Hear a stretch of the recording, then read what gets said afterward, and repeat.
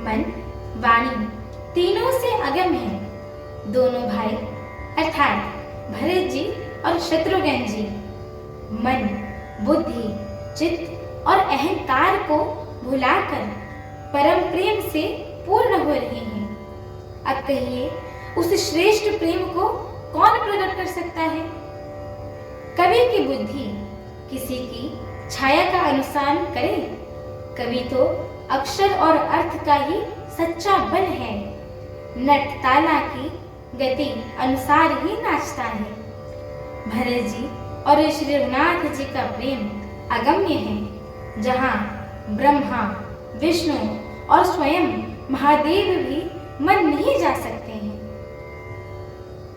उस प्रेम को मैं कुबूती किस प्रकार कहूँ? भला गाडर की ताक से भी कहीं सुंदर राग बज सकता है। तालाब और झीलों में एक तरह की घास होती है, उसे गाडर कहते हैं। भरत जी और श्री रामचंद्र जी के मिलने का ढंग देखकर देवता भयभीत हो गए। उनकी सुख दुख की धड़कनें होने लगी। देवगुरु बृहस्पति जी ने समझा, तब कहीं वे मूर्ख चिंते और फूल बरसाकर प्रशंसा करने लगे। फिर श्री राम जी के प्रेम के साथ शत्रुघ्न जी ने मिलकर तब केवट निषाद राज जी से मिले। प्रणाम करते हुए लक्ष्मण जी से भरत जी से बड़े ही प्रेम से मिले। तब लक्ष्मण जी ललकर बड़ी उमंग के साथ छोटे भाई शत्रुघ्न से मिले। फिर उन्होंने निषाद राज को हृदय से लगा लिया। फिर भरत शत्रुघ्न दोनों भाइयों ने उपस्थित मुनियों को प्रणाम किया और इच्छित आशीर्वाद पाकर वे आनंदित हुए। छोटे भाई शत्रुघ्न सहित भरत जी प्रेम में उमंग कर सीता जी के साथ चरण कमलों के रज सिर पर धारण करके बार बार प्रणाम करने लगे। सीता जी ने उन्हें उठाकर उनके सिर को अपने कर कमल से स्पर्श करके अर्थात सिर पर हाथ फेर कर उन दोनों को बैठाया। सीता जी ने मन ही मन आशीर्वाद दिया, क्योंकि वे स्नेह में मगन हैं और देह की सुध-बुध नहीं हैं। सीता जी को भी सब प्रकार से अपने अनुकूल देखकर भरत जी सोच रहित हो गए और उनका हृदय का कल्पित भय जाता रहा। उस समय ना तो कोई कुछ कहता है, ना कोई कुछ पूछता है। मन में प्रेम से परिपूर्ण है, वह अपनी गति से खाली है, अर्थात संकल्प, विकल्प और चंचल्य से शून्य है।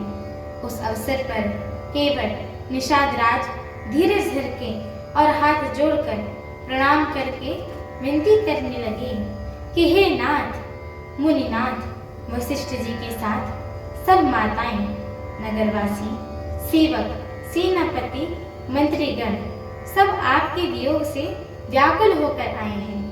हमारी आगे की श्री राम कथा को सुनने के लिए हमारे चैनल को लाइक, शेयर, सब्सक्राइब एवं कमेंट अवश्य करिएगा। एवं आप सभी हरि भक्तों से हम दोनों बहनों का एक छोटा सा निवेदन है कि कृपया आप सभी हमारे श्री रामचरितमानस जी के इस मंगलमय पाठ को पूरा अवश्य सुना करिए, क्योंकि स्वयं परम पूज्यपाद श्रीमद् गोस्वामी तुलसीदास जी महाराज ने कहा है कि जो भी नर नारी, मनुष्य, जीव जंतु एवं पशु पक्षी प्रभु श्री रामचरितमानस जी के इस मंगलमय पाठ को सुनते हैं, गाते हैं, कहते हैं एवं श्रवण करते हैं, उनके जन्म जन्मांतर के सारे पाप नष्ट हो जाते हैं। तो एक बार प्रेम से बोलिए, मर्यादा पुरुषोत्तम प्रभु श्री रामचंद्र की जय हो। जय जननी माता जानकी की जय हो। लखन लाल की जय हो। अयोध्या धाम की जय हो। तुलसीदास जी महाराज की जय हो। एक बार प्रेम से बोलिए, पवन सुत हनुमान की जय हो। जय श्री राम। जय श्री राम।